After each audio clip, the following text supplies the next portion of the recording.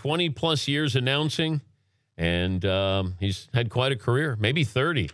He is Michael Buffer, who joins us on the show. Hi, Mike. How are you? Hey, Dan. Good morning. How you doing? I'm great. I'm curious how you prepare for a bout, a night of fights.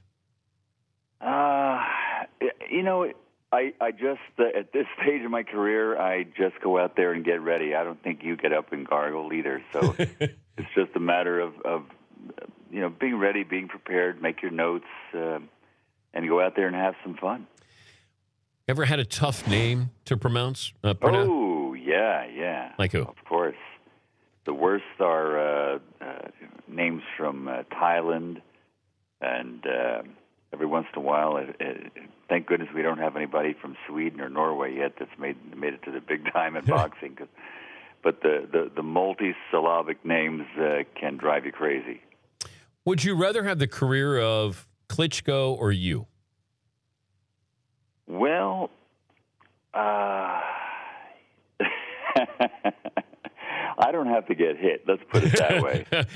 I was thinking that pause. I was thinking about the kind of money that he makes, but then again, I'm happy making a good living, and so I don't have to get hit. So I'll keep it at that. I'll stay with my career. But here you are in the ring, and you're right by these fighters, and I don't know, and biggest names in boxing. Has there ever been one of those moments where you just go, I can't believe that just happened or that was said? Oh, yeah, sure. You mean from me or what I've seen in the ring? What you've seen, what is, like Mike Tyson have a conversation with you, or Floyd Mayweather say something to you, or just, boxing brings out Bizarro world. Oh, yeah, I've had, Mayweather's so good that one time he was, earlier in his championship career, he was fight in Miami, and he was against the ropes, but facing out, and the referee was about to break him, and he looked at me, he smiled, and he winked, and it's just crazy things happen. But I think the night that a couple years ago when Pacquiao was knocked out with one punch from Juan Manuel Marquez, it was so sudden, it was so spectacular that you were breathless.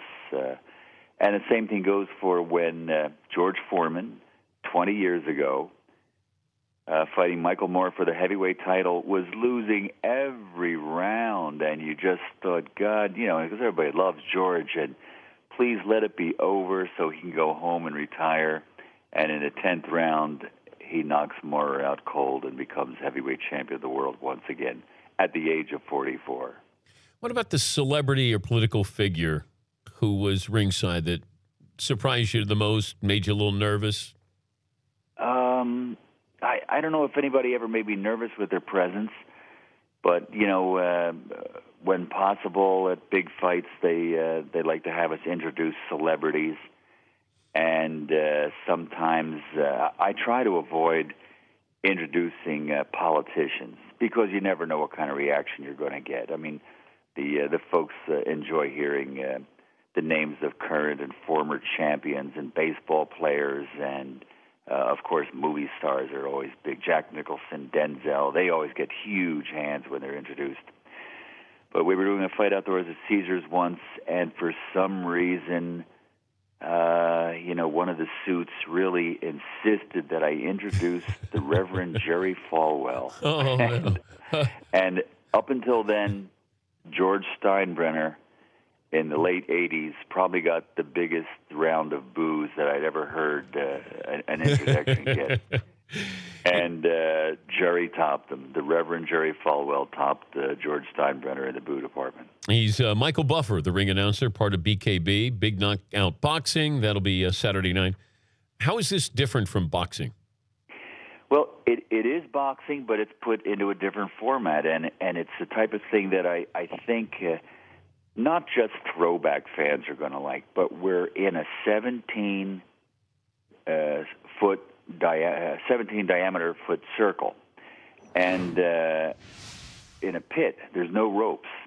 So a fighter like Muhammad Ali or Paulie Malignaggi that know how to use their legs and use the ropes, backing up and leaning against the rope, that's out the window.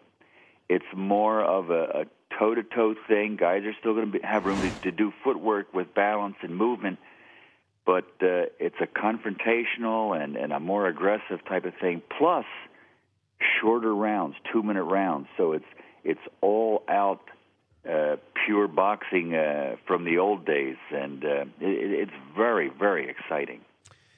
Has a rich guy ever hired you out to maybe make announcements at a party, like introduce people as they walk into a Christmas party? It wasn't to introduce people at a Christmas party, but I have done bar mitzvahs. And one gentleman had the pockets to have me fly across the country and be there for his wife's birthday. And it's been some pretty interesting gigs, but I'm always amazed when people are want to spend the money, not just for me, but for the travel and expenses and everything. And it's very interesting. Do you wear a tuxedo? Of course. I show up and I have to be me, right? Are you honored or annoyed when you walk down the street and you hear "Let's Get Ready to Rumble"? Always flattered. Always honored. Where's the oddest place you've heard "Let's Get Ready to Rumble"? You mean a request? Or like just somebody... Hey, say it for me. No, just somebody shouts it out. A New York City police car riding by and two cops at the same time, slowing down, hey, Michael Buffer. And then just together, they just chorus with "Let's Get Ready to Rumble." Very funny. Very flattering, too. Fritzy, who's one of the Danettes on the show, he does an impersonation of Michael Buffer. With your permission, could I have Fritzy do a little Michael Buffer? I got to hear it. Okay, Fritzy. You want to do some of them from yesterday? From the world's largest hotel, casino, and theme park, welcome to the MGM Grand. For the thousands in attendance and millions watching worldwide. And by Budweiser, the undisputed, undefeated king of beers, ladies and gentlemen, let's get ready to be. I don't want to get sued. Yeah, we can't. We don't want to get sued if we say the whole phrase there, Michael. That was pretty good. I think he almost sounded a little bit more like my brother, but that was pretty good. And he got a Budweiser plug in there, and Budweiser hadn't sponsored the fights in years. But he also wanted to know, what's Michael Buffer like at home? So Fritzy had the following Michael Buffer impersonation. Honey, please pass the salt and pepper. No. Oh, the other one? Yeah. The more private one? Yeah. Let's get ready to love making, dim the lights. I got a feeling he cleaned that up. Yes, he did. He did. But that never happens, right? You should have recorded them yesterday. You think they were better yesterday than today? Oh, they might have been. I didn't hear them, but you guys would know. From the laughter I just heard, it must have been. When you retire, do you take "Let's Get Ready to Rumble" with you? Well, it's a registered trademark, and I can it can still be working. Maybe I'll have to. You mean when I retire? You mean when my voice starts to sound like this, dag nabbit? And how would you sound doing that voice in the ring? And now for the thousands in attendance, sounds like Walter Brennan as a ring announcer. Introducing first in the red corner. It doesn't have the same magic to it. No, it doesn't. When did you know you had a good voice? Dan, I don't know if it's that I have a good voice, but you got to be honest. You're listening to me now. This is my speaking voice, and it's not the same. It's not the same voice you hear in the ring because I'm more or less a performer, and without a microphone, I don't think I'd have a career and a good PA system. So. I've sort of capitalized on that ability to take a microphone and work with it, which I love doing. It's something I've always admired ever since I was a kid. I never thought I would be a DJ or anything, but it's just something that I really enjoy, being able to take that microphone and introduce fighters, introduce celebrities in the ring. Go to an NFL opener or a Stanley Cup playoff or even the World Series and things that I've done, and introduce the players and get the crowd revved up. So I never thought of it as having a great voice, but just a lot of enthusiasm. How scary was it a couple of years ago with throat cancer?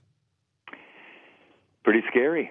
Doesn't get any worse. I thought work was done, work was finished, and my wife, Christine, never stopped working the phones and the internet and just trying to find who's the best guy for my particular thing. It was throat cancer. I had a couple, little baby tumors in there that had to be removed, and she found Dr. Dale Rice at USC, and I never had chemotherapy or radiation because I just had the perfect surgeon. Wow. And 30 days after surgery, I was back in the ring. How'd you sound? Amazing.